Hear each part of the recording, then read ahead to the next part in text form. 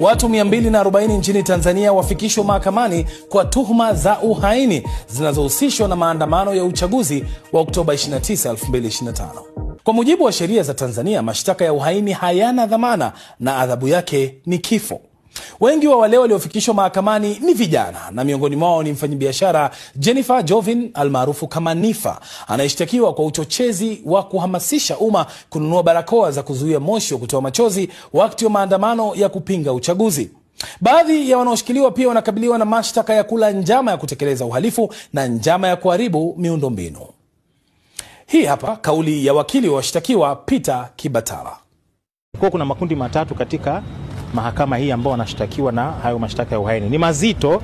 Sasa iwapo kweli matukio haya yanajitosheleza kubeba haiba ya uhaini, ni swala ambalo tutalichakata mbele ya safari. Kula njama ya kutenda uhaini kama shtaka la kwanza, washtakiwa wote 22.